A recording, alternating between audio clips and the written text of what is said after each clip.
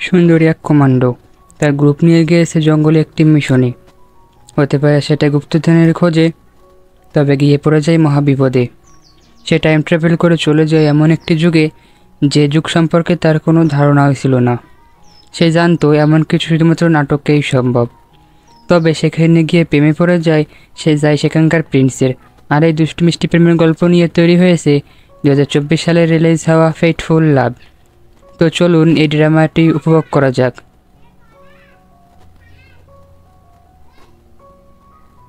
ড্রামার শুরুতে আমাদের মডার্ন সময়ের দৃশ্য দেখানো হয়। একটা গ্রুপ জঙ্গলে কোনো একটি মিশনে গিয়েছিল। তারা সবাই বন্দুক হাতে সাবধানে এগোচ্ছে। তবে তখনই অদ্ভুত কিছু একটা জিনিস তাদের একজনের ওপর আক্রমণ করে দেয়। সেখানে ছিল সাহসী একটা মেয়ে, সে আমাদের মেন ফিমেল লিড। তবে তার এখনও পর্যন্ত তার ফেস দেখানো হয়নি। ওই মেয়েটি এগিয়ে যায় কি তাদের উপর আক্রমণ করেছে ওইটা দেখার জন্য। তবে সে যখন গ্রুপ থেকে আলাদা হয়ে ওই বস্তুর খোঁজে যায়, দেখতে পায় সেটা তো বিশাল একটা অ্যানাকন্ডা। আর সেই সাপ মেয়েটির উপরও আক্রমণ করে দেয়। তবে সে ছিল প্রচণ্ড সাহসী এবং শক্তিশালী। সে কোনোভাবে ওই সাপটাকে পাশ কাটিয়ে নিজের গ্রুপের কাছে ফিরে আসে। যে আহত হয়েছিল তাকে এবং নিজের প্রাথমিক চিকিৎসা শেষে তারা আবারও চলতে শুরু করে। তাদের মিশন সম্পর্কে তখনও পর্যন্ত কিছুই বলা হয়নি। চলতে চলতে তারা একটি গুহার সামনে চলে আসে। ওই মেয়েটি তখন তার গ্রুপকে বলে, তোমরা বাইরে অপেক্ষা করো, আমি ভিতরে গিয়ে দেখছি ভিতরে কি আছে। বুঝুন কত সাহসী। এরপর এই মেয়েটি নামে গুহার ভিতরে কি আছে এটা দেখার জন্য। চলতে চলতে বেশ অনেকটা ভিতরে যাওয়ার পর সে দেয়ালে অদ্ভুত কিছু ছবি দেখতে পায়। সাথে সেখানে সুন্দর একটি ছুরি ছিল। যে ছুরিটা দেখে মেয়েটি চিন্তা করছিল, এত সুন্দর একটি ছুরি এখানে কিভাবে আসলো। আর স্বাভাবিকভাবেই সে ওই ছুরিটা ধরে এবং ছুরিটা তার কাভার থেকে খোলে। তখনই সবুজ রঙের আলোর ঝলকানিতে মেয়েটা অজ্ঞান হয়ে যায়। মেয়েটা যখন জ্ঞান ফেরে তখন বুঝতে পারে তার চারপাশে অনেক লোকজন যারা অদ্ভুত দৃষ্টিতে তাকে দেখছে। তখন একজন মহিলা চিৎকার করে তার দিকে আসতে গেলে মেয়েটি তাকে লাথি মেরে ফেলে দেয়। এই মহিলাটি এই মেয়েটির সৎমা, মানে ওই মডার্ন যুগে যে মেয়েটি টাইম ট্রাভেল করে অন্য একটি মেয়ের শরীরে চলে এসেছে। আর এই মেয়েটির নাম হচ্ছে জেকিং, মানে জেকিংয়ের মধ্যে চলে এসেছে। আর জেকিংয়ের সৎমা চেল্লাচিল্লি করে বলছিল, তোমার সাহস কত বড়, তুমি আমার গায়ে হাত তোলো। জেকিং তখন প্রথমে এই মহিলাটাকে চিনতে পারে না। সে জিজ্ঞাসা করছিল, তুমি কে? তখন ওই মহিলা চিৎকার করে কান্নাকাটি করে আশেপাশের লোকদেরকে বলতে থাকে, ছোটোবেলা থেকে ওকে আমি মানুষ করেছি, কিন্তু সবসময় আমার সাথে খারাপ ব্যবহার করে। ওকে আমি আমার নিজের মেয়ের থেকে বেশি ভালোবেসেছি, কিন্তু দেখুন আপনাদের সামনেই আমার সাথে কি বাজে ব্যবহারটাই করছে। সে তার লোকদেরকে বলে, ওকে ধরে নিয়ে বাড়ি চলো। জেকিং তাদের ইচ্ছা মতো সাইজ করে দেয়। যে জিনিসটা দেখে সবাই তো অবাক হয়ে যায়, কারণ জেকিং একদম মধ্যে যে মডার্ন মেয়েটি এসেছে সে ফাইট জানলেও জেকিং একদমই ফাইট জানত না। সে তার সৎমা এবং বোনের অত্যাচারে দিন পার করত। জেকিং অন্যান্য লোকদেরকে মেরে তার সৎমায়ের দিকে আগুতে শুরু করে। তখন পাশ থেকে কেউ একজন তার মুখে এক বালতি পানি ছেড়ে দেয়। যে পানি ছেড়ে দেওয়ার কারণে জেকিং এর ছোটোবেলা থেকে বড়োবেলা সব কিছুই মনে পড়ে যায়, এমনকি সে এখানে কেন পড়ে আছে এই বিষয়টাও। জেকিংয়ের সৎ বোন গত রাতে তাকে একটি বারে নিয়ে গিয়েছিল এবং সেখান থেকে তাকে প্রচণ্ড ড্রিঙ্ক করিয়ে বাড়ির একটি রুমে রেখে চলে আসে, যাতে করে জেকিংয়ের সম্মানহানি হয় এবং সে প্যারেন্টসের কনক সিলেকশনে যোগ দিতে না পারে। জেকিং এগিয়ে এসে বলে, যদিও তুমি আমার মা, কিন্তু আমাকে নিয়ে কেউ মজা নিতে পারবে না। আর সে তার সৎ মায়ের কোটটা খুলে নিজের গায়ে পরে নিয়ে জেকিংয়ের যেহেতু সব কিছু মনে পড়ে গিয়েছে, সে তখন তার সৎ মায়ের হাতটা মুছিয়ে ধরে দিয়ে বলে, আগে বাড়ি চলো, আমি হাঞ্চির সাথে কথা বলতে চাই। হাঞ্চি জেকিংয়ের সৎ বোন। তাদের বাড়ির এক চাকর দৌড়ে সে হাঞ্চিকে খবর দেয় জেকিং এই এলাকার সকল লোকদেরকে নিয়ে তার সৎমাকে নিয়ে আসছে। হাঞ্চি তো এটা শুনে টেনশনে পড়ে যায়। সে দ্রুত দরজা বন্ধ করে দেয়। জেকিংয়ের পিছন পিছন মজা দেখতে সবাই আসছিল, কারণ জেকিং অনেক সম্মানিত ফ্যামিলির মেয়ে। জেকিং এর বাবা কাউন্সিলর, তবে জেকিংয়ের সৎ বোন তার বাবার আদরের মেয়ে ছিল। জেকিং এর মা ছিল কাউন্সিলরের কঙ্কুবাইন, যে কারণে সবাই জেকিংকে অনেক ছোট করে দেখত। যা হোক, জেকিং তার মাকে নিয়ে বাড়ির সামনে আসে এবং দরজা ধাক্কাতে থাকে। তবে ভিতর থেকে হাঞ্চি দরজা খুলছিল না। জেকিংয়ের সৎ মা রাগে গলায় বলে, আমাকে ছেড়ে দাও, না হলে বিষয়টা ভালো হবে না। জেকিং তখন বলে, তোমার গায়ের আর একটা কোটকে আমি খুলবো। তখন আশেপাশের লোকজন উল্লাস করে বলে হচ্ছে, শিওর শিওর খোলো, আমরা আরও দেখতে চাই। তখন জেকিংয়ের সৎ মা লজ্জায় চুপ হয়ে যায়। মেয়েটা বলছিল, আপনার মাকে জেকিং ধরে রেখেছে, দ্রুত দরজা খুলুন। তবে হাঞ্চি বলে, এখন যদি সে দরজা খুলে বের হয় তাহলে জেকিংয়ের সাথে সাথে তার রেপুটেশনও নষ্ট হয়ে যাবে। সে প্রিন্সের কনসেপ্ট সিলেকশনে যোগ দিতে পারবে না। এরই মধ্যে কাউন্সিলর মানে জেকিং বাবা ফিরে আসে। সে জেকিংকে ঝাড়ি মেরে বলে, কী ধরনের তামাশা শুরু করেছো, আমাকে ছাড়ো। জেকিং তখন বলে, তুমি তো মাত্রই বাইরে থেকে ফিরে আসলে, তুমি এখনও জানোই না কী ঘটেছে, অথচ তুমি ধরে নিলে যে দোষটা আমার। তুমি কেন সবসময় আমার সাথে এমন কোটা করো? তখন জেকিং এর বাবা একটু থমকে গিয়ে বলে, যা হয়েছে ভিতরে গিয়ে দেখা যাবে, আগে ভিতরে চলো। জেকিং তখন বলে, তোমার মেয়ে হানচিককে বের হতে বলো, ও গত রাতে আমার সাথে কী করেছে নিজের মুখে এসে স্বীকার করুক। জেকিং এর বাবা তখন একটা চাবুক নিয়ে তাকে মারতে যায়। মানে যে কোনোভাবে সে জেকিংকে থামাতে চেষ্টা করছিল, এতদিনে তেমনটা করে এসেছে। তবে জেকিং তো আগের মতো দুর্বল ছিল না, সে ওই চাবুকটা ধরে ফেলে। জেকিং এর বাবা তখন চিৎকার করে হানচিকে বের হয়ে আসতে বলে। হানচি বাধ্য হয়ে বের হয়ে আসে এবং বলে, কি হয়েছে? মানে এমন একটা ভাব যে ভাজা মাছটা উল্টে খেতে পারে না। জেকিং তখন হানচিকে বলে, সবাইকে বলো তুমি আমার সাথে গত রাতে কী করেছো। হানচি বলে, সে আর জেকিং বারে গিয়েছিল একটু ড্রিঙ্ক করার জন্য। তবে জেকিং এত বেশি ড্রিঙ্ক করেছিল যে সে অজ্ঞান হয়ে যায়। এই কারণে বারের একটি সিকিউর রুমে তাকে রেখে এসেছিল। এখানে হানচিকির দোষ আছে। জেকিং অজ্ঞান হয়ে হানচি কীভাবে তাকে নিয়ে আসবে? জেকিং এর বাবা তখন ঝাড়ি মেরে বলে, দেখো তুমি তোমার বোনের সাথে কী করেছো। বাড়ির লোকের ওকে রাস্তায় ফেলে এসেছিল, আমাদের পরিবারের সম্মান পুরোই ধুলোয় মিশে গেল। অ্যান্ড সেট টাইম তো ফ্যামিলির সম্মান অনেক বেশি গুরুত্ব বহন করত। তবে হানসি তো এটা ইচ্ছা করে করছিল। সে বলে, আমার কোনো দোষ নেই, তুমি চাইলে বাড়ির মালিককে জিজ্ঞেস করতে পারো। সে বাড়ির মালিককে চোখ দিয়ে ইশারা করে দেয়। সব কিছুই হানচির আগে থেকে প্ল্যান করা ছিল। বাড়ির মালিক দৌড়ে এসে মাপছে বলে, আমি ভুলে গিয়েছিলাম ও আপনার মেয়ে। গত রাতে আমি ওকে, বাইরে কোনো রুম ফাঁকা ছিল না, তাই মিস্টার চেঞ্জের করে এসে রুম চাইলো, তখন আমি বাধ্য হয়ে আপনার মেয়ের রুমে তাকে দিয়েছিলাম। আর তারা সারা একসাথেই ছিল। হানসির মূল প্ল্যান ছিল জেকিংয়ের চরিত্রে দাগ লাগানো, যাতে করে প্রিন্স আর তাকে চয়েস না করে। কারণ রাজা চাচ্ছিল কাউন্সিলরের মেয়ে প্রিন্সের সাথে চয়েস করুক। এতে করে কাউন্সিলর যেসব সেনাবাহিনী আছে সেসব রাজার পক্ষে লড়বে। আগেকার সময় তো এমনটাই হতো। এখন যদি জেকিংয়ের চরিত্রে দাগ লেগে যায় তাহলে তো শুধুমাত্র হানসি বেঁচে থাকবে প্রিন্সের কনসেপ্ট হওয়ার জন্য। তবে তখন জেকিংয়ের বাবা চিৎকার করে বলে, চেইনকে। ভিড়ের মধ্যে একটা ছেলে বের আসে এবং মাপ চাইতে তাকে বলতে থাকে, আমি গত রাতে নেশা করেছিলাম, যে কারণে আপনার মেয়ের সাথে ভুল করে রাত কাটিয়েছি। আমি যেহেতু ভুল করে ফেলেছি তাই আমি এই ভুলের দায়িত্ব নিতে চাই। আমি জেকিংকে বিয়ে করতে চাই। এতক্ষণ পর্যন্ত জেকিং চুপচাপ সব কিছু শুনছিল আর মনে মনে বলছিল, হায় রে ন্যাকামি, ও তো মডার্ন যুগ থেকে এসেছে। এগুলো সব কিছু এর কাছে খুবই সিম্পল মনে হচ্ছিল, কিন্তু অ্যানসিয়েন্ট টাইমে হিসাবের মতো সব সিম্পল ছিল না। তাই সবাই সেখান থেকে সিদ্ধান্ত নেয় জেকিং আর চেনের বিয়ে হবে। চেন অনেক গরিব ঘরে ছেলে ছিল। হানস ইচ্ছা করে চেনের সাথে জেকিং এর নাম জুড়ে দিয়েছিল, যাতে করে ওর ভালো ঘরে বিয়েই না হয়। হানস এগিয়ে এসে ন্যাকামি করে জেকিং এর কাছে মাপ চাচ্ছিল। জেকিং তখন হানসির দুই গালে দুইটা থাপ্পড় লাগিয়ে দেয়। তবে হানসি যে ভদ্র এটা প্রমাণ করতে সে জেকিং এর থাপ্পড়ও হজম করে নেয়। কাউন্সিলর তখন চিৎকার করে বলে, এখন তো সমাধান হয়েই গিয়েছে, তোমাদের মজা থেকে হয়ে গেলে এখন চলে যাও। তো এখন বাইরের লোকজন সেখান থেকে চলে গেলে জেকিং ওর বাবাকে বলে, আমার ক্ষুধা লেগেছে, এটা বলে ও ভিতরে চলে আসে। এবার আমরা অদ্ভুত তিনজন দেখি যারা জেকিংকে নিয়ে আলোচনা করছিল। একজন বলছিল ওর শরীরে তো মুখজন পয়জন যাওয়ার পর সত্ত্বেও ও কীভাবে বেঁচে গেল, ওর ব্যাপারটা ইনভেস্টিগেশন করো। জেকিংকে তার বিশ্বস্ত মেয়ে জেকিংয়ের ঘরে নিয়ে আসে। আস্তে আস্তে বলে জেকিংকে তার কেমন অচেনা লাগছে। জেকিং এর আগে কোনোদিনই এত জোর গলায় কথা বলেনি। জেকিং তখন বলে, তোমার কাজ শেষ, তুমি আসতে পারো। মেট সেখান থেকে চলে গেলে জেকিং ঘুরে ঘুরে তার রুমটা দেখছিল। তখন সেখানে একটা মিউজিক্যাল ইনস্ট্রুমেন্ট দেখে জেকিংয়ের তার মায়ের কথা মনে পড়ে যায়, মানে এই প্রাচীনকালের জেকিংয়ের। তখন মডার্ন ওই মেয়েটি মনে মনে চিন্তা করতে থাকে, যাক অন্তত আমার স্বপ্নের মধ্যে আমার একটা মাছ ছিল। মানে ও মনে করেছিল এটা ওর স্বপ্ন। ঘুম ভেঙে গেলে ও স্বপ্ন থেকে জেগে উঠবে। সেখানেও একটি বক্স দেখতে পায়, যে বক্সটি খোলার পর মনে পড়ে ছোটোবেলায় এই বক্সের মধ্যে সেই স্ত্রীটা ছিল, যে এটা ধরার পর ওই অ্যান্সার টাইমে চলে এসেছে। তবে বর্তমান ওই বক্সের মধ্যে কিছুই ছিল না। পরবর্তী সিনেমাতে প্যালেসের দৃশ্য দেখানো হয়। রাজা সবাইকে অপেক্ষা করছিল ফোর্থ প্রিন্সের জন্য। ফোর্থ প্রিন্স আমাদের ড্রামার মেন হিরো, ওর নাম বেইউ।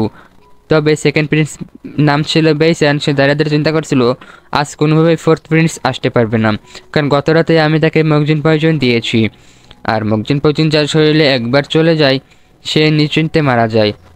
এইটার কোনো অ্যান্টিডোটও নেই। তার মানে বুঝতেই পারছেন বেইউকে একদমই পছন্দ করতো না, আর তাদের মাও ছিল আলাদা। তবে বেইচিনকে অবাক করে দিয়ে সেখানে বেইউ চলে আসে। আজ বেইউ এর বিয়ে নিয়ে আলোচনা করা হবে, মানে প্রিন্স সিলেকশনের অনুষ্ঠান নিয়ে। তবে বেইউ বেঁচে আছে দেখে বেইচুন আকাশ থেকে পড়ে। বেইউ বেইচুনের কাছাকাছি এসে বলে, কি ব্যাপার, তুমি আশা করোনি যে আমি এখানে আসবো? বেইচুন তখন কষ্ট করে হেসে বলে, আশা করবো না কেন, আজ যেহেতু তোমার বিয়ে নিয়ে আলোচনা হবে তুমি অবশ্যই আসবে। পরবর্তী সিনেমাতে দেখা যায় সেকেন্ড প্রিন্স তার মায়ের কাছে আসে, সে যে ছিল বর্তমানের রানী। তবে রাজা ফোর্থ প্রিন্সকেই বেশি ভালোবাসত এবং সিংহাসনে তার কাছে যাওয়ার বেশি সম্ভাবনা ছিল, যে কারণে রানী মগজিন পয়জন দ্বারা ফোর্থ প্রিন্সকে মেরে ফেলতে চেয়েছিল। আর ফোর্থ প্রিন্স বেঁচে আসতে শুনে সে প্রচণ্ড রেগে যায়। সেকেন্ড প্রিন্স যখন তার মাকে শান্ত করে তখন সেখানে সেকেন্ড প্রিন্সের ওয়াইফ আসে এবং রানী আর সেকেন্ড প্রিন্সকে জানায় কাউন্সিলরের বাড়ির সামনে আজ কী হয়েছে। আর তখন সেকেন্ড প্রিন্সকে বলে এই ব্যাপারটা তুমি ইনভেস্টিগেশন করো। আসলে কাউন্সিলরের মেয়েরা কী করছে সেসব, তবে তাদের একটা জিনিস ভেবে ভালো লাগে, হাঁসি তার বোনকে ফাঁসানোর জন্য যেসব করেছে প্রথমে সেটা অবশ্যই জেনে যাবে। আর জেনে গেলে অবশ্যই সে হাঁসির মতো কুটিল একটা মেয়েকে বিয়ে করবে না। আর বাকি রইল ছোটো মেয়ে মানে জিকিং, তার তো চিনির সাথে বিয়ে ঠিক হয়ে গিয়েছে। তার মানে ফোর্থ প্রিন্সের কাউন্সিলরের কোনো মেয়েকেই বিয়ে করা হবে না। এরপরে আমাকে আবারও জিকিংকে দেখানো হয়। সে বাইরে বসে চিন্তা করছিল কিভাবে এই স্বপ্নের রাজ্য থেকে সে বের হতে পারবে। তার টিমমেটরা কি তাকে খুঁজে পাবে, আর সে কি ঘুমাচ্ছে থেকে তাকে জাগাবে, এসব কিছু চিন্তা করছিল। হঠাৎ জিকিংয়ের মনে হয় সে যেহেতু ওই সুইটের মাধ্যমে এখানে এসেছে, হয়তো ওই সুইটাকে খুঁজে বের করতে পারলেও এখানকে যেতে পারবে। আর এটা ভাবতেও দৌড়ে নিজের ঘরের দিকে চলে যায় সুইটাকে খোঁজার জন্য। জিকিং ঘরে এসে প্রচুর খোঁজাখুঁজি করে যে তার মায়ের জিনিসপত্রের মধ্যে ওই সুইটা আছে কিনা। তবে তার সারা তন্ন করে খুঁজে ওই সুইটা কোথাও খুঁজে পায় না। তখনই সেখানে জিকিংয়ের মেয়েড ফে আসে। জিকিং তখন ফেকে জিজ্ঞাসা করে তার মায়ের জিনিসপত্রগুলো কোথায়। ফে তখন জানা আপনি কে ভুলে গিয়েছেন, অনেক আগে হয়তো ম্যাডাম আপনার মায়ের জিনিসপত্রগুলো ফেলে দিয়েছে। জিকিং তখন রেগে গেলে বলে, কত বড় সাহস, আমার মায়ের জিনিসপত্র ফেলে দিয়েছে। ফে তখন ভয়ে ভয়ে মাথা নিচু করে বলে, আপনি আগে কখনোই রাগ করতেন না, এখন কথায় কথায় রেগে যান। জিকিং তখন ফে মুখটা উঁচু করে বলে, আমার মেয়ে সবসময় মাথা উঁচু করে থাকতে হবে, মাথা নিচু করে কোনো কাজ হবে না। ফে বলে, আপনি আজকাল অনেক পরিবর্তন হয়ে গিয়েছেন। জিকিং তখন বলে, অন্যায়ের প্রতিবাদ করাটাই তো উচিত, তাই না? ফে বলে, অবশ্যই, আমি আপনার পরিবর্তনে অনেক বেশি খুশি। এবার জিকিং ফেকে বলে, তুমি খোঁজ নাও চেন কোথায় থাকে। এটা শুনে ফে খুশি হয়ে বলে, তাহলে কি আপনি চেনকে বিয়ে করতে রাজি হয়ে গিয়েছেন? জিকিং তখন বলে, তোমাকে যেটুকু বলেছি সেটুকু করো, আর খোঁজ লাগাও আমার মায়ের জিনিসপত্র কোথায়। ফে তখন সেখান থেকে চলে যায়। পরবর্তী সিনে আমাদের অদ্ভুত দুজনকে দেখানো হয়, যারা ভিখারি শ্রদ্ধায় এসেছিল এবং একটা গিরগিটির মাধ্যমে কোনো একজনকে খুঁজছিল। একটু পরে চালের ওপর একটা মেয়েকে মাস্ক পরা অবস্থায় দেখি, এটা ছিল জিকিং। সে এসেছিল ওই বাড়ির চেনের খোঁজে, চেনের মুখ থেকে কথা বের করার জন্য, আর তাকে ওই ভিখারি সদস্য দুজন ফলো করতে থাকে। তবে চেনের কাছে আগেই দুজন লোক চলে এসেছিল, যারা জিজ্ঞেস করছিল সেদিন রাতে কী হয়েছিল, সে সত্যি জিকিংয়ের সাথে ছিল কি না। চেন তখন সব কিছু সত্যি বললে দেয়। হান্সি তাকে টাকা দিয়ে জিকিংয়ের সাথে থাকতে বলেছিল। তবে সে যখন জিকিংয়ের কাছাকাছি যাওয়ার চেষ্টা করে, কেউ একজন পিছন থেকে আঘাত করে তাকে অজ্ঞান করে ফেলে। আর তার যখন ঘুম ভাঙে তখন অলরেডি সকাল হয়ে গিয়েছিল এবং জিকিং রুমেও ছিল না। তার মানে সে জিকিংয়ের সাথে কিছুই করেনি। কালো কাপড় এবং মাস্ক পরা গার্ডগুলো তখন একটা কাগজ দিয়ে বলে, তাহলে এটা টিপস আপ করে দে। আর ওইটাতে লেখা ছিল চেনকে জোর করে টাকা দিয়ে সব কিছু করানো হয়েছে, যেগুলো করেছে হান্সি। চেন তখন প্রাণের ভয়ে দ্রুত টিপস আপ দিয়ে দেয়। তখন ওই সৈন্যগুলো তাকে সাথে সাথে মেরে ফেলে। বাইরে থেকে এই পুরো ঘটনা জেকিং দেখছিল।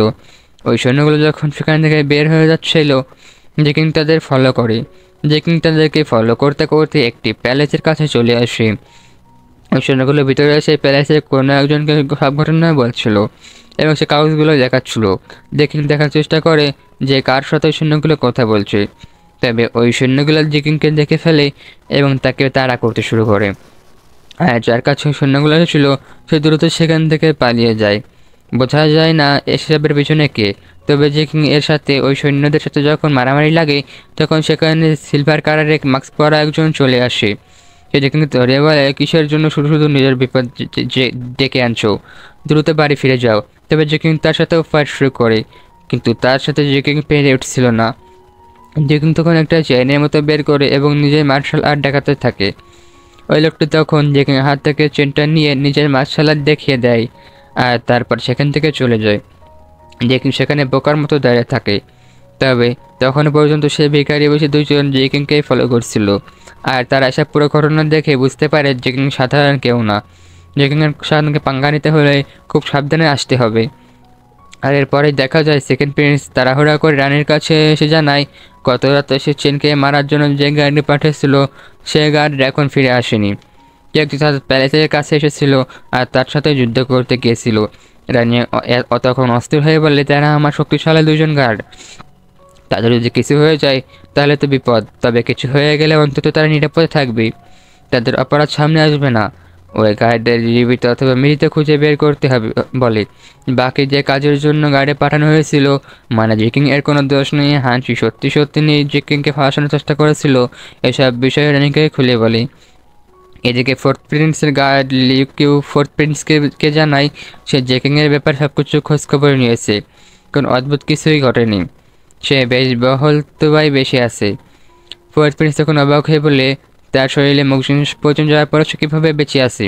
এখন জেকিং এর শরীরে কোর্ট থেকে মগজিন পয়জন গেল, এই বিষয়টা আপনারা একটু পরে বুঝতে পারবেন। লেগু তখন বলে, আপনি এসব চিন্তা করা বাদ দিয়ে এখন তৈরি হন, গার্ডেনে আপনার কনসেপ্ট সিলেকশনের ব্যবস্থা করা হয়েছে। বেবি তখন লিউকুকে বই দিয়ে বাড়ি দিয়ে বলে, তোমার এসব নিয়ে ভাবতে হবে না, আমি কনসেপ্ট সিলেকশন নিয়ে মোটে ইন্টারেস্ট নই। এদিকে একজন মেয়েড সে হানচিকে জানায় চেন মারা গিয়েছে, যেটা শুনে হানচি একদমই আকাশ থেকে পড়ে। হুট করে চেন কীভাবে মারা যেতে পারে, আর চেন যেহেতু মারা গিয়েছে এখন তো জেকিং কনসেপ্ট সিলেকশনে যোগ দিতে পারবেই। তবে এসবের মাথা নষ্ট না ঘামে জেকিং আরামে শুয়ে শুয়ে চিন্তা করছিল সে কীভাবে ফিরে যেতে পারে। তখন তার কাছে ফিরে এসে বলে, আপনি দ্রুত রেডি হন, যেহেতু চেন মারা গিয়েছে অটোমেটিক্যালি আপনার বিয়ে ভেঙে গিয়েছে, আপনি কনসেপ্ট সিলেকশনে যোগ দিতে পারবেন।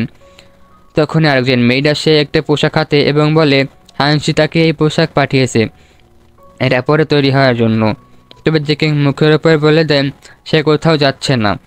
তখন ভিতরে আসতে আসতে বলে, শুধু শুধু কেন মেয়েদের জন্য কাজটা কঠিন করছো, তুমি কি এসব অ্যাপেলে এন্ডেন্স পরে কনসেপ্ট সিলেকশনে যেতে পারবে, একটু সেজে গুজে তো যেতে হবে। তখন বলে, তোমার সংসার সাজার ইচ্ছে থাকলে তুমিই যাও, আমি কোথাও যেতে চাই না। আন্টি তখন খোঁচা মেরে বলে, তুমি গেলেও আমার কোনো অসুবিধা নেই, তুমি একজন বাইজিন মেয়ে, এমনি প্রিন্স আমাকে সিলেক্ট করবে না। জেকিংয়ের মা একটা বারের মিউজিক বাজানোর কাজ করতো, সেখান থেকে আন্টির বাবার সাথে তার রিলেশন হয় এবং জেকিং এর জন্ম হয়, যে কারণে জেকিংয়ের মা সবাই অনেক ছোটো করে দেখতো। আগেই তো বলেছি। এবার জেকিং এর প্রচণ্ড রাগ হয়ে যায়, এবার সে বলে, তুমি এসব কথা আমাকে কেন বলছো, তুমি কি ভয় পাচ্ছ যে আমি গেলে প্রিন্স নেভাকে সিলেক্ট করবে না। হানসু তখন বলে, আমি শিক্ষিত, আমার আরও অনেক গুণ আছে, তোমাকে ভয় পাওয়ার কোনো কারণ নেই। জেকিং তখন দাঁড়িয়ে বলে, তাহলে তো আমার যেতেই হবে। আর যখন দ্রুত ওই পোশাক মেয়েকে দিয়ে বলে, দ্রুত এটা বাইরে নিয়ে যাও, কোনোভাবে জেকিংকে যেতে দেবে না। জেকিং ডিরেক্ট সেখান থেকে বের হয়ে যায়, বলে আমার যাওয়ার জন্য সাজগোজের প্রয়োজন হবে না, আর সে প্রিন্সের প্যালেসের উদ্দেশ্যে চলে যায়। জেকিং বের হয়ে এসে বলে, ওকে আটকাও, ওকে কনসেপ্ট সিলেকশন অনুষ্ঠানে যেতে দেওয়া যাবে না। তবে জেকিং তো অলরেডি বের হয়ে পড়েছিল। হ্যাঁ, সে জেকিংকে না খুঁচালে কখনোও যেত না, নিজের পায়ে নিজেই কোড়াল মারলো। এবার আর কি, আমাদের অনুষ্ঠানের দৃশ্য দেখানো হয়, সেখানে সব সম্ভ্রান্ত ফ্যামিলি তাদের মেয়েদেরকে নিয়ে উপস্থিত হয়েছিল। ফোর্থ প্রিন্স এই রাজ্য অনেক সম্মানিত একজন প্রিন্স ছিল, কারণ সে অনেক সাহসী একজন যোদ্ধা আর তার বিশাল সেনাবাহিনীও রয়েছে। যা হোক সেখানে সব মেয়েরা লাইন ধরে এসে হাজির হয়। হানসির মা বাবা তাকে দেখে তো একদমই গলে গলে পড়ছিল। তবে একটু পরে জেকিং যখন সেখানে আসে, সে তার বুঝতে পারে না কীভাবে হেঁটে আসতে হবে। সে মডার্ন যুগের যেভাবে হাঁটতে হবে সেভাবে হেঁটে আসে। সবাই তো হাসাহাসি করে বলে ওকে নিজের মজা উড়ানোর জন্য এখানে এসেছে, কত বড় বেয়াদব, ঠিক করে হাঁটতেও জানে না। আর ওর যে চরিত্র, প্রিন্স কখনো ওকে সিলেক্ট করবে না। তবে জেকিং এসবের কিছুই যায় আসে না। প্রিন্সের মেয়েট পর্যন্ত জেকিংয়ের উপর বিরক্ত দেখাচ্ছিল। জেকিংয়ের সৎ মা আর বাবা তাকে চোখ গরম দেখাচ্ছিল, কিন্তু জেকিংয়ের রিয়েলেকশন দাঁড়াইছিল। একটু পরে সেখানে ফোর্থ প্রিন্স মানে বেইউ আসে, আর সে আসতেই তার সবাই প্রথমে চোখ দেয় জেকিংয়ের ওপরে। জেকিং তো এমনিতেই বেশ সুন্দরী, তবে তার উপর জেকিং সম্পর্কে ফোর্থ প্রিন্স সব কিছু খোঁজ খবর ছিলই। কাউন্সিলর এগিয়ে এসে হানসিকে পরিচয় করিয়ে দিয়ে বলে এটা কাউন্সিলরের মেয়ে, সে অনেক ভালো জায়গা থেকে পড়াশোনা করেছে এবং ভালো রান্না জানে, ভালো কবিতা আবৃত্তি করতে পারে। আচ্ছা, হাসি হাসি মুখে বেউকে এর সাথে কথা বলছিল। বেউ তখন বলে তোমার তো তাহলে অনেক গুণ, তুমি কি মানুষ খুন করতে পারো? এটা শুনে হাসি একটু চমকে যায়। তখন নিজে সামলে নিয়ে বলে আমি নোবেল ফ্যামিলির জন্মগ্রহণ করেছি, কখনো আমাকে একটা মুরগিও কাটতে হয়নি। সেখানে মানুষ হত্যা করা তো অনেক পরের ব্যাপার। বেবি তখন সামনে আগাতে আগাতে বলে আরে আমি তো মজা করছিলাম। এরপর সে অন্যান্য মেয়েদেরকে ঘুরে ঘুরে দেখতে থাকে এবং দেখতে দেখতে ঠিক জেকিংয়ের সামনে এসে দাঁড়ায় এবং মেয়েট জেকিংয়ের পরিচয় দেয় সে কাউন্সিলরের ছোট মেয়ে। মেয়েট জেককে জিজ্ঞাসা করে তোমার কী কী গুণ আছে? জেকিং তখন বলে আমার কোনো গুণ নেই। ফোর্থ প্রিন্স তখন বলে তুমি কবিতা আবৃত্তি করতে পারো না? না, জেকিং বলে না। ফোর্থ প্রিন্স বলে আচ্ছা, বিষয় না, তাহলে তো তুমি মার্শাল আর্ট জানো? জেকিং তখন বলে একদমই জানে না। প্রথমে বলে তাহলে তোমার কী গুণ আছে?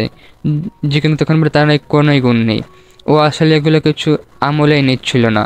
ফোর্থ প্রিন্স তখন বলে তুমি কি এখানে মজা করতে এসেছো? তারপর সে একটু এগিয়ে যায় এবং কে চিন্তা করে সবার সামনে বলে আমি জেকিংকেই পছন্দ করছি, ও অনেক ইন্টারেস্টিং। এই প্যানে সেখানকার সবাই মাথায় বাস ভেঙে পড়ে। আর রাজার ইউনিস এগিয়ে এসে বলে জেকিং এর চরিত্রে ভালো না। সে কিছুদিন আগে চেনির সাথে বাড়ি রাত কাটিয়েছে, চেনির সাথে তার বিয়েও ঠিক হয়েছিল। ফোর্থ প্রিন্স তখন বলে বিয়ে ঠিক হয়েছিল, বিয়ে কি হয়ে গিয়েছে? কাউন্সিলর জানায় না। আর তারপর বলে সে যে কিছুদিন আগে বাড়ির সাথে রাত কাটিয়েছে এটা কি সে নিজে ইচ্ছা করে কাটিয়েছে? তখন ইউনুস বলে না। ফোর্থ প্রিন্স তখন বলে সে নিজে ইচ্ছা করে করেনি, দায় কেন সে তার নিতে হবে? এটা শুনে এই কাউন্সিলর ও হানসি দুজনে ভয় পেয়ে যায়, কারণ এই ষড়যন্ত্র তো করেছিল হানসি। পৃথিবী সেটা ভালোভাবে জানতো। ইউনুস তখন বলে রাজা এই সম্পর্কে মেনে নেবে না, সবাই আপনাকে নিয়ে মজা নেবে। পৃথিবী তখন বলে কে আমাকে নিয়ে মজা নেবে? আপনি নেবেন? সবাই দিকে তাকে বলে আপনারা নেবেন? তবে কেউ তো ভয়ে কোনো কথাই বলতে পারে না। এবারে প্রিন্স জেকিং এর কাছে যায় এবং তার হাত ধরে। জেকিং প্রথমে চিৎকার দিয়ে ওঠে, তখন জেকিং খেয়াল করে ফোর্থ প্রিন্সের কোমরে সেই সুইটা, যেটার মাধ্যমে সেইখানে চলে এসেছে। তখন ওর মনে মনে চিন্তা করে এই সুইর কাছাকাছি থাকতে হলে তার ফোর্থ প্রিন্সকে বিয়ে করতে হবে। ফোর্থ প্রিন্স তখন বলে কী ব্যাপার, কোনো সমস্যা? জেকিং বলেন না, একদমই না, আমি আপনাকে বিয়ে করতে রাজি আছি। তবে ফোর্থ প্রিন্স খেয়াল করে সে জেকিং তার সুইর দিকে তাকিয়ে আছে।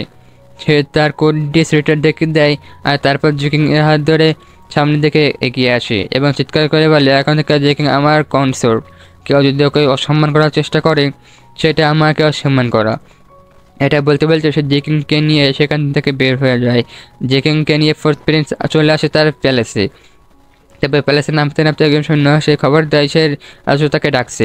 প্রিন্স বুঝতে পারে রাজার কাছে তো খোঁজ চলে গিয়েছে। সে তখন তার বিশ্বস্ত মেয়েটকে হংকে বলে প্রিন্সকে কনসাল্টকে ভিতরে নিয়ে যাও। হং তো ফোর্থ প্রিন্সের সামনে কিছুই বলে না। তবে ফোর্থ প্রিন্স সেখান থেকে চলে গেলেই যেহেতু মুখ বাঁকিয়ে বলে প্রিন্সেস কনসার্ট এখন তো বিয়েই হলো না, তো সেজন্য বসে আসছে, দ্রুত নামো। তখন জেকিং গাড়ি থেকে নেমে আসে। হক জেকিংকে সহ্যই করতে পারছিল না, কারণ জেকিং এর জন্য তো ফোর্থ প্রিন্সকে অনেক অপমান হবে। জেকিংয়ের চরিত্র ভালো না, আর এমন খারাপ একটা মেয়েকে ফোর্থ প্রিন্স বিয়ে করছে, এটার জন্য তার রাজার সাথেও বেশ ঝামেলা হবে। আসলে ফোর্থ প্রিন্সের কথা চিন্তা করে নিজে জেকিংকে পছন্দ করছিল না, আর তাই সে জেকিংকে কোনো এক কোনার পরিত্যক্ত ঘরে থাকতে দেয়। সেখান থেকে পর্যন্ত জেকিংকে ফলো করছিল সে অজ্ঞাতনামা দুইজন। আর এরা যে কারা কী করতে চাচ্ছে এখনও পর্যন্ত কিছুই বোঝা গেল না, এমনকি এদের নাম পর্যন্তও জানানো হয়নি। এবার আমাদের রাজা এবং বেইউকে দেখানো হয়। তারা দুজন বসে দাবা খেলছিল। রাজা বেশ হাসি হাসি মুখ করে বলে, তোমার কন্ট্রাক্ট সিলেকশন অনুষ্ঠান কেমন হলো? পাশে দাঁড়িয়েছিল রাজার অনুজ। বেউ তখন বলে, আপনি তো সব কিছুই জানেন, দাদা শুধু শুধু কেন জিজ্ঞাসা করছেন? রাজা এবারে ভনিতা ছেড়ে বলেন, তোমার তো কাউন্সিলরের বড় মেয়েকে চয়েস করতে হতো, তুমি ছোট মেয়েকে কেন চয়েস করেছো? এতে করে তো রয়্যাল ফ্যামিলি মানে রাজপরিবার অসম্মানের মধ্যে পড়ে গেল। সবাই তো আমাদের নিয়ে হাসাহাসি করবে, কারণ তার ছোটো মেয়ের চরিত্র ঠিক নেই। বের তখন বলে, আপনি আমাকে বলেছেন কাউন্সিলরের মেয়েকে চয়েস করতে, কোন মেয়েকে চয়েস করতে হবে সেটা আপনি বলে দেননি, আর আমি সত্যিই ছোটো মেয়েকে পছন্দ করেছি, সে বেস্ট ইন্টারেস্টিং, আমার তাকে ভালো লেগেছে। রাজু তখন ফোর্থ প্রিন্স মানে বেউকে কোনোভাবে কনভিন্স করার চেষ্টা করে জেকিংকে বিয়ে না করার জন্য। তবে বেউ যে দুই বসেছিল সে জেকিংকে বিয়ে করবে। রাজা এবার প্রচণ্ড রেগে যায় এবং ইউনুসকে বলে বেউকে বন্দি করে রাখার জন্য। ইউনুস তখন রাজার কাছে রিকোয়েস্ট করতে থাকে প্রিন্সকে তুমি আর না আটকানোর জন্য। তখন রাজা রেগে গিয়ে বলে, এখন কি তুমি আমাকে হুকুম করবে? যা ওকে আগে বন্দি করে রাখো। বেউ তখন বলে, সেনাবাহিনী রাখতে হবে না, আমি নিজেই যাচ্ছি। বেউ নিজে চলে যায় জেলে বন্দি হওয়ার জন্য। আর রানী তো আগে থেকে সব কিছু জানতো।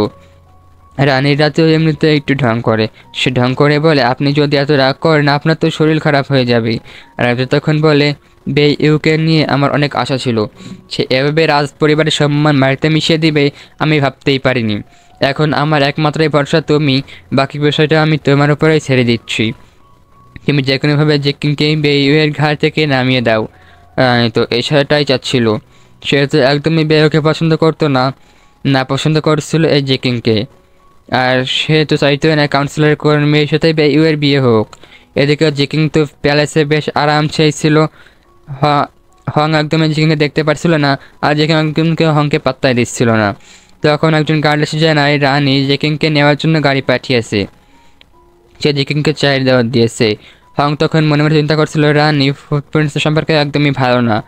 এখন যদি রানী জেকিংকে কিছু করে দেয় তাহলে তো ভালোই হলো, তাহলে ফুটপ্রিন্টসের সম্মান বেঁচে যাবে। আর সে জেকিংকে বলে, রানী আপনাকে চায়ের জন্য দাওয়াত দিয়েছে। আর জেকিং এত কিছু চিন্তা করতো না, সে চলে যায় রানী চায়ের দাওয়াতের। তবে রাস্তায় যেতে যেতে হং জেকিংকে বলে দেয় সে ফুটপ্রিন্টস আর রানী সম্পর্কে একদমই ভালো না, ও এখানে জেকিং এর কঠিন সময় পার করতে হতে পারে, সে যেন সাবধানে থাকে।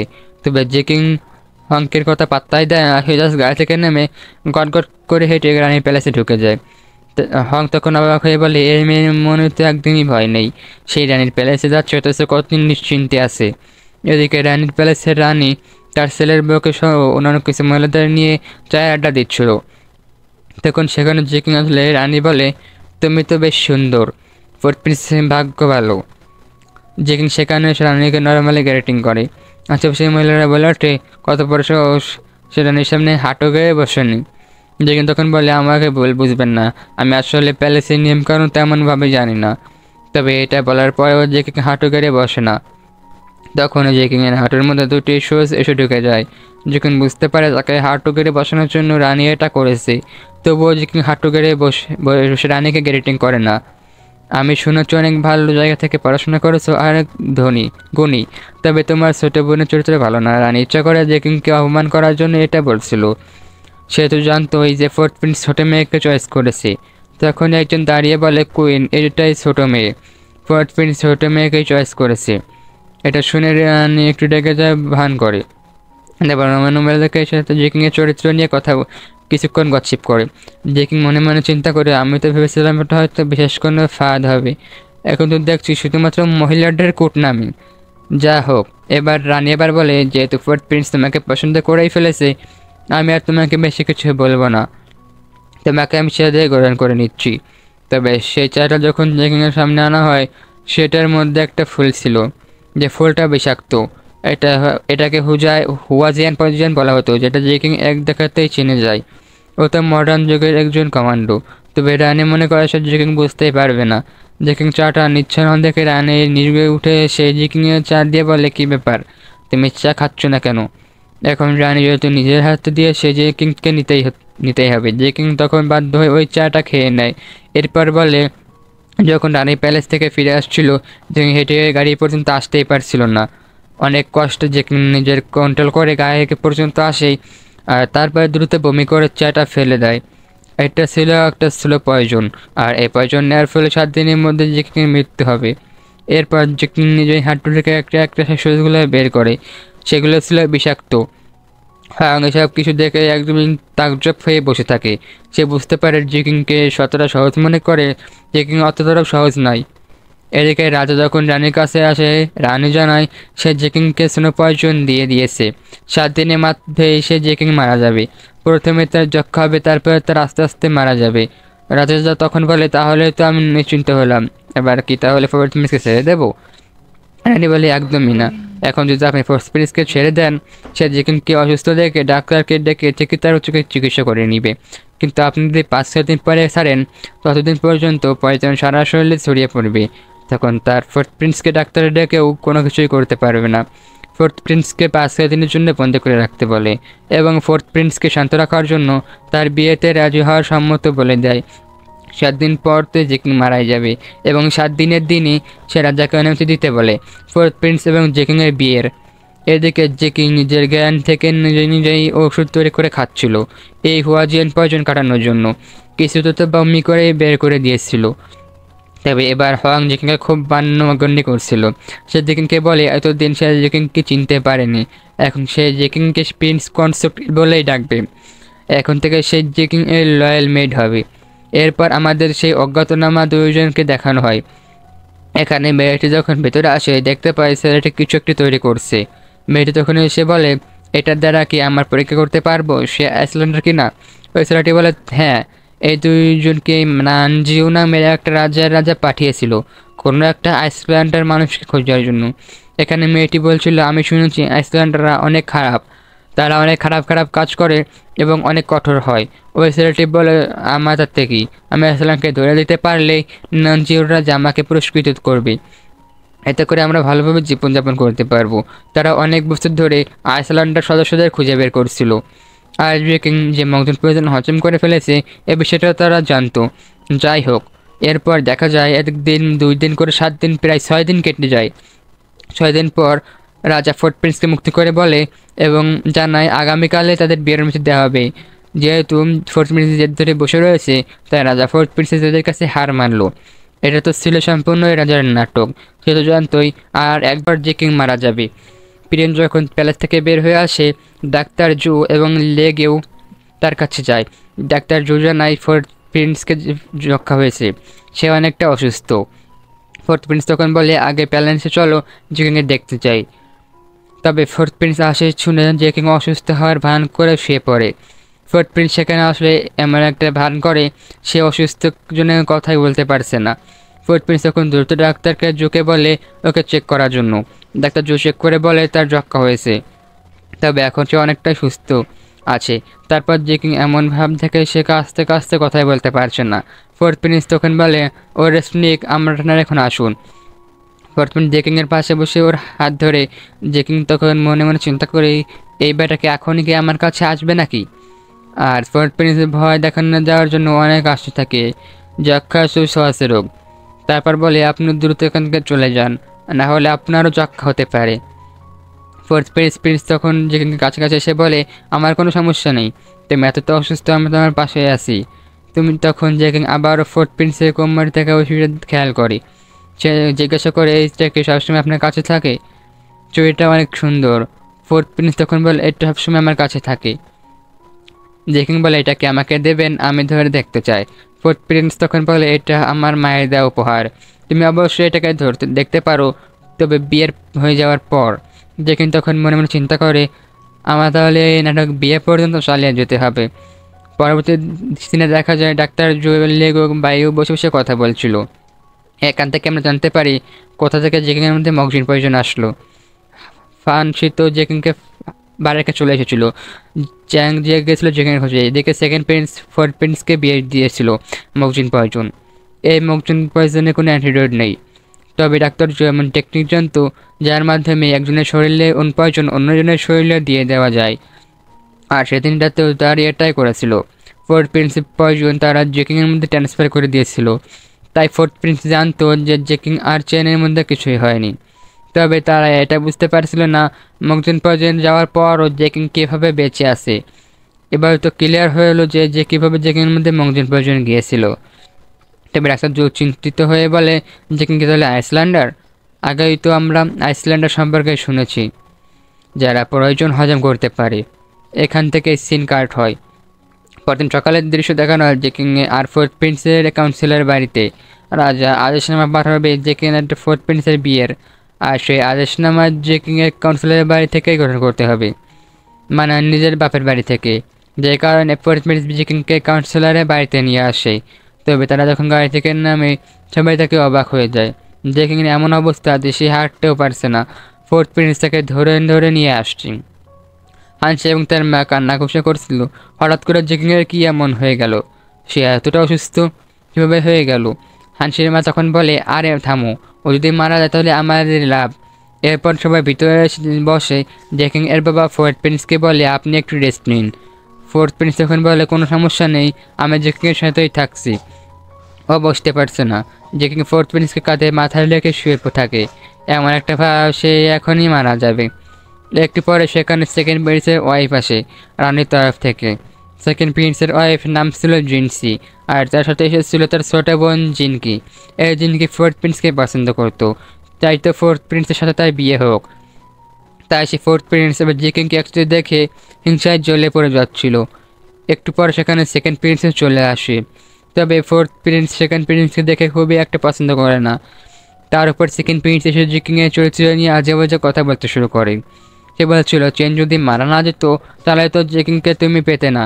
এমন সব কথা শুনে ফোর্থ প্রিন্স রেগে গিয়ে বলে, ভাইয়া তুমি আগে প্যালেসে যাও, কেরানকে খুঁজে বের করে এবং বলো তোমাকে ব্যবহার শেখাতে। তুমি এখনও জানো না কোথায় কী বলতে হয়। আর এই কথা শুনে সেকেন্ড প্রিন্স খুবই অপমান বোধ হয়। সে তো রেগে ঝগড়াই বাঁধাতে চাচ্ছিল। তবে যে জিনসি আছে তাকে বলে মাথা ঠান্ডা করতে।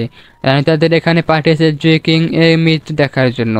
আর ওরা মনে করছিল জেকিং এই মরলো বলে, কারণ জেকিংয়ের অবস্থা তো অনেক খারাপ দেখাচ্ছিল। তবে এই অপমানের পর সেকেন্ড প্রিন্স সেখান থেকে বের হয়ে যায়। আর সাথে সাথে জিনসিও। জিনকে দৌড়ে গিয়ে বলে, তুমি যাচ্ছ কেন? আন্টি তো এখানে থাকতে থাকতে বলেছে। জিনস তখন বলে, আমার হাজব্যান্ডকে এমন অপমান করার পর আমি কখনো এখানে থাকবো না। তোমার শখ হয় তুমি থাকবো। জিনকি তখন সেখানেই থেকে যায়। এর মধ্যে জেকিং আরও বেশি অসুস্থ হয়ে পড়ে।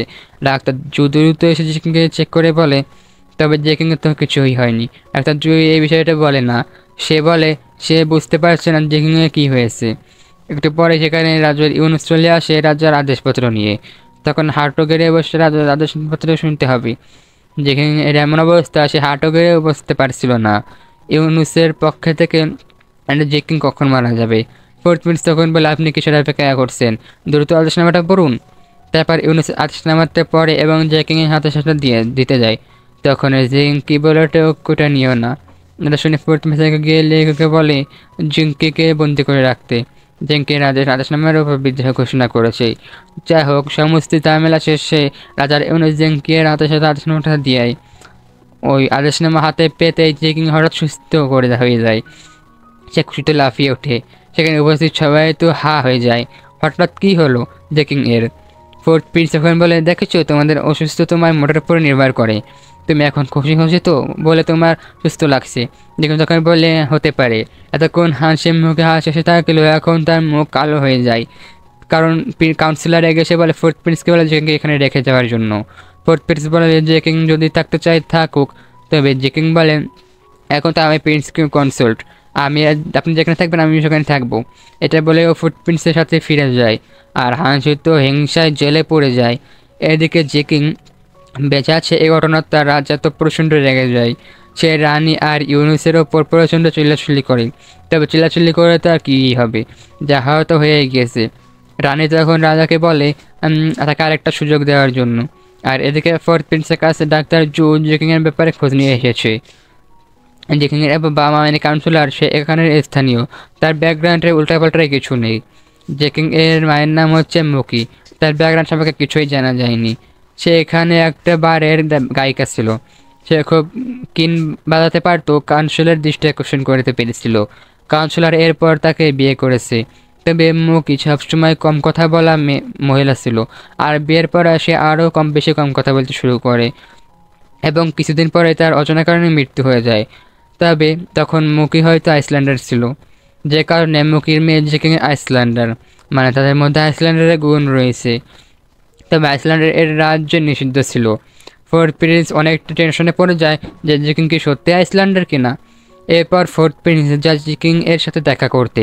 তবে ফোর্থ প্রিন্সের দেখে দেখে জেকিং ঘুমানোর ভান করে থাকে, সেটা ফোর্থ প্রিন্স বুঝতে পারে।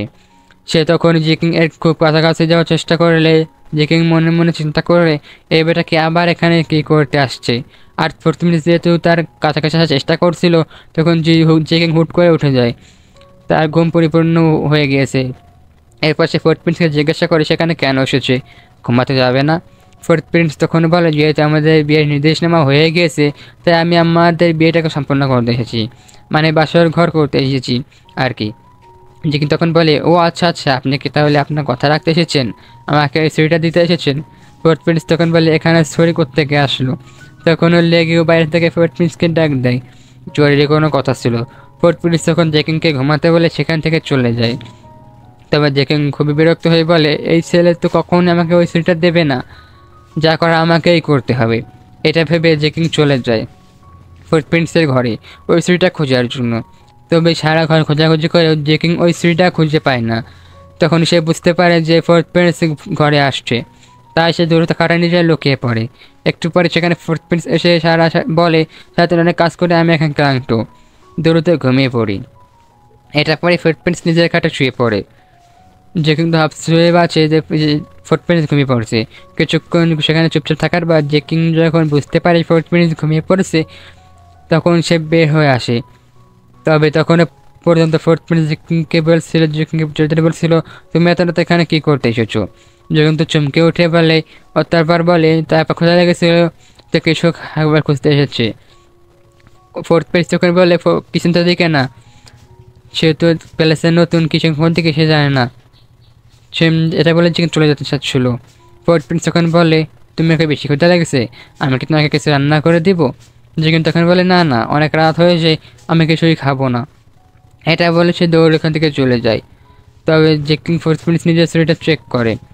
তারপর সে জানতো জেকিং এখানে ওই শরীরটা খুঁজতে এসেছিল। তবে ফোর্থ প্রিন্স এটা বুঝতে পারছিল না এই শরীরের প্রতি জেকিং একটু টান কেন। পরদিন সকালে সকালে অপেক্ষা করছিল ওকে নিয়ে বাইরে যাওয়া বলে। তবে জেকিং সুন্দর করে সেজে গুজে আখ খেতে খেতে আসতে থাকে। ফোর্থ প্রিন্সেস জেকিংকে দেখে মুগ্ধ হয়ে তাকিয়ে থাকে। জেকিংকে খুবই সুন্দর লাগছিল। আর জেকিং ফোর্থ প্রিন্সের সামনে এসে দাঁড়ালে সে ওই আখটা ধরে বলে, বাঁশ কি খাওয়া যায়? তুমি কি খরগোশ যে বাঁশ খাচ্ছ? জেকিং তখন বলে, এটাকে আপনি আগে কখনো দেখেননি, এটা মিষ্টি লাগে, এটাকে সুগার ক্যান মানে আগ বলে। তখন ফোর্থ প্রিন্স প্রাচীন যুগে ছিল, সে এটাকে বাস মনে করে হাসতে হাসতে এখান থেকে আগাতে থাকে। নিকিনকে বলো এবার বের হওয়া যাক। তবে এখান থেকে বেরে চলে আসে জিয়ান নামে একজন, যে ছিল আইনমন্ত্রী। জিয়ানে সেখানে এসেছিল জেকিংকে নিয়ে যেতে। ফোর্থ প্রিন্স অবাক খেয়ে বলে, জেকিংকে কেন নিয়ে যাবে? জিয়ান তখন বলে, সে চেনকে ইনভেস্টিগেশন করার পর জেকিংয়ের দিকে সন্দেহের তীর যাচ্ছে, মানে চেনকে হত্যা করেছে এমন কিছু আঙ্গুল জেকিংয়ের দিকে যাচ্ছে। ফোর্থ প্রিন্স তখন জিয়ানকে ঝাড়ি মেরে দিয়ে জিয়ান বলে সে নিরুপায়, রাজা তার নিজের সিল পাঠিয়েছে এবং জেকিংয়ের নামে অ্যারেস্ট ওয়ারেন্ট আছে। সেখানে প্রায় একটা যুদ্ধ বেঁধে যাচ্ছিল। জেকিং তখন ফোর্থ প্রিন্সকে শান্ত করে বলে, আমি তো নির্দোষ, আর আমি যেহেতু নির্দোষ আমার কোনো শাস্তি হবে না, আমি যাচ্ছি জিয়ানের সাথে। ফোর্থ প্রিন্স কিছু বলতে যাচ্ছিল, জেকিং থামিয়ে দিয়ে বলে, এখন আমি না যাই তাহলে সবাই আমাকে মনে করবে আমি দোষী, যেহেতু আমি নির্দোষ আমার ভয় কিসের? ফোর্থ প্রিন্স যখন জেকিংয়ের কাঁধে হাত রেখে বলে, তুমি চিন্তা করো না, আমি সবসময় তোমার পাশে আছি। জেকিং তখন ফোর্থ প্রিন্সকে ধন্যবাদ দেয় আর তারপর জিয়াংয়ের সাথে গাড়িতে উঠে চলে যায়। জেকিংকে জেলে বন্দি করে রাখা হয়। সে বসে বসে ঘুমাচ্ছিল। তখন জেকিং বুঝতে পারে কেউ তার ছেলের আশেপাশে ঘোরাঘুরি করছে। জেকিং হপচকিয়ে উঠে দাঁড়ায়। তখনই পছন্দকে সেই সিলভার মাস্ক পরা লোকটি বলে, তুমি কি আমাকে অনেক ক্লান্ত, খুব সুন্দর করে ঘুমাচ্ছিলে দেখিলাম। জেকিং অবাক হয়ে বলে, তুমি ভিতরে আসলে কীভাবে? ওই লোকটা বলে, এই তো হেঁটে হেঁটে আসলাম। জেকিং তখন বলে, তুমি আবার এখানে কেন এসেছো? ওই লোকটি বলে, আমাকে মনে আছে? তাহলে তুমি কি আমাকে মিস করেছো? যখন তখন এগিয়ে আস্তে আস্তে বলে, আজ আমি দেখে ছাড়বো তুমি কে। কিন্তু ওই লোকটা উল্টে জেকিংকে চেপে ধরে বলে, আমাকে দেখে এত শখ কেন? যখন তখন ওই লোকটি গলায় কামড়ে দেয়। ওই লোকটা তখন জেকিংকে ছেড়ে দিয়ে বলে, তুমি কি কুকুর, আমাকে কেন কামড়ালে?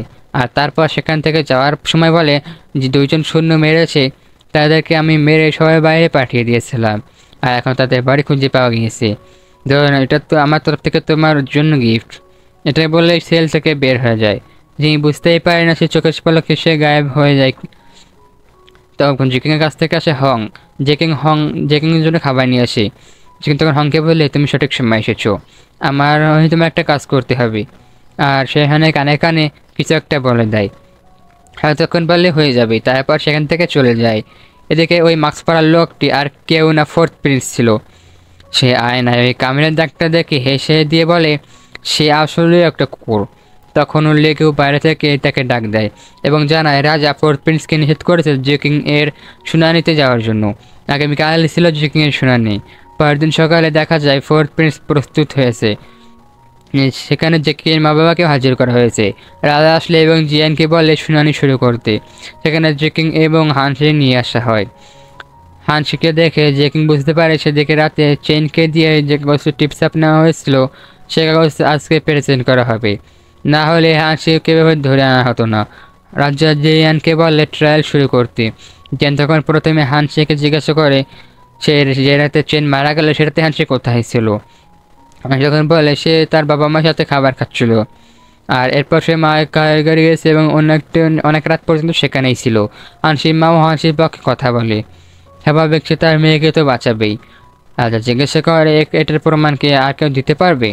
হানসিমা তখন বলে তাদের প্যালেসে সমস্ত মেয়ের যাবে সাক্ষী হতে পারবে। জিয়াং রাজাকে জানায় ওই বারের মালিককে খুঁজে পাওয়া যাচ্ছে না। জেকিংকে গ্রেপ্তার করার পরে ওই বারের মালিকও পালিয়ে গিয়েছে। এরপর জেকিংকে জিজ্ঞাসা করা হয় সে রাতে জেকিং কোথায় ছিল। জেকিং জানায় তার রুমে ছিল। আর এটা কেউ প্রমাণ করতে পারবে? জেকিং জানায় না, সে রুমে একাই ছিল। তবে জেকিং তো রুমে ছিলই না, কীভাবে প্রমাণ করবে? এটাই জিয়ান চেনের মা বাবাকে সেখানে হাজির করে এবং চেনের মা সেখানে কাগজটা বের করে দেয়। জানায় তার ছেলে ঘরে কাগজটা খুঁজে পেয়েছে। কেউ হয়তো জোর করে তার ছেলেকে দিয়ে এটা লিখিয়ে নিয়েছে। রাজার কাছে সে কাগজটা দেওয়া হয় এবং রাজা সবার সামনে কাগজ পড়ে। তার মানে হানসি জিংকে হাসিয়েছে। কাউন্সিলর হানসিংয়ের মায়ের দিকে তাকিয়ে শোকন করে বলছিল, দেখো তোমার মেয়ে কী করেছে। তবে এবার তো পুরো ফ্যামিলি ধরে মরার তাল হয়েছে। চেনির বাবা মা বলছিল যে কাউন্সিলর তার ছেলেকে মেরেছে। তারা তিনজনে বসে রাজার কাছে বলতে থাকে তারা কিছুই করেনি। তবে রাজা রিল্যাক্সে বসে চা খাচ্ছিল, কারণ সে জানে আজ সে জেকিংয়ের মৃত্যুদণ্ড দিবে। জেকিংকে বলে সে যে চিঠি রেখে গিয়েছে তার মাধ্যমে স্টপে বোঝা যাচ্ছে যে আপনি তাকে মেরে ফেলেছেন। জেকিং তখন বলে এই চিঠিটার মাধ্যমে কীভাবে বোঝা গেল?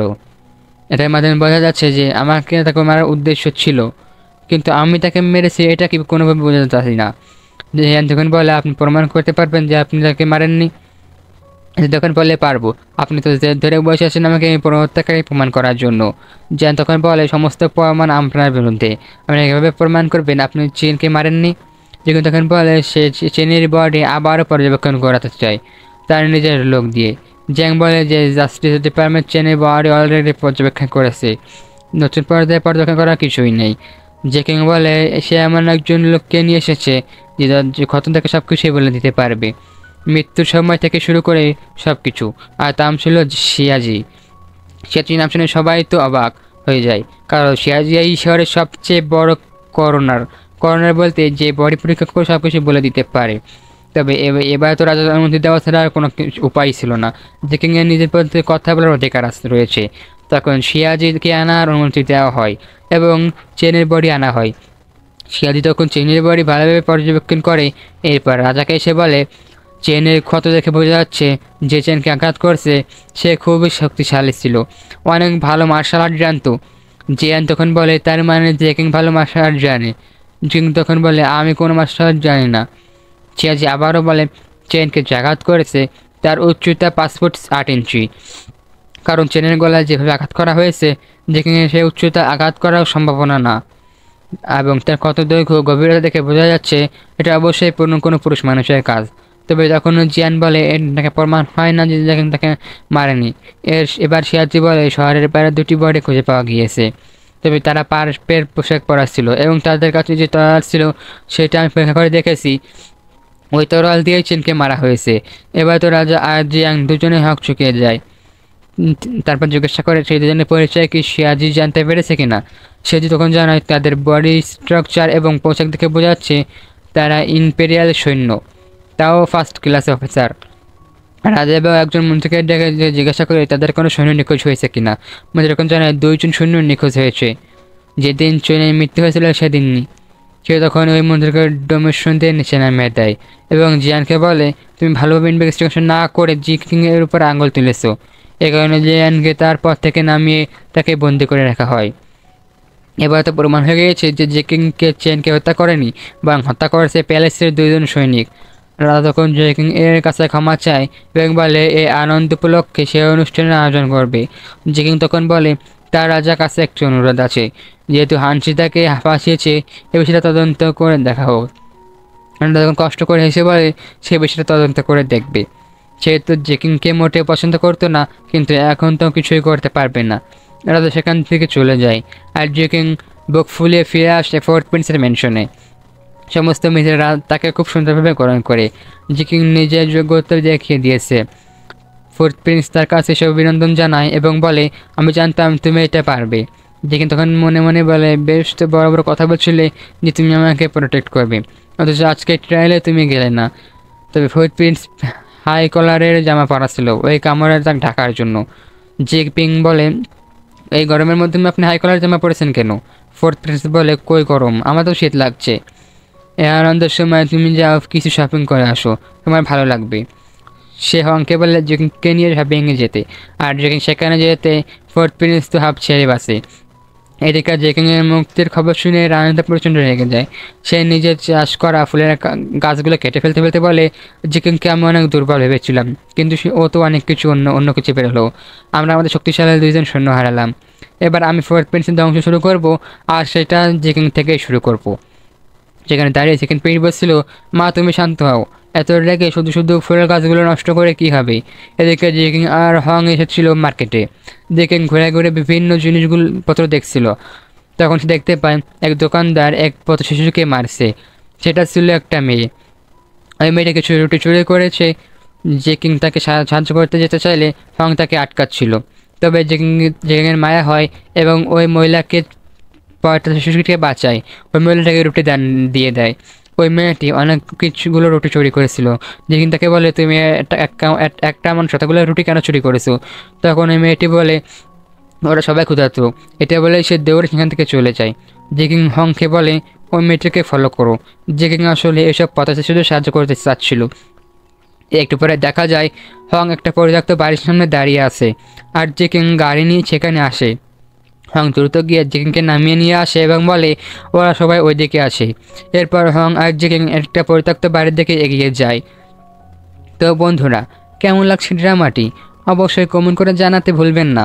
আজ তবে যাচ্ছি, আল্লাহ হাফেজ। আমার নতুন ইউটিউব চ্যানেল আপনারা সবাই সাবস্ক্রাইব করে দিবেন, আমি এটুকু আশা রাখতেই পারি।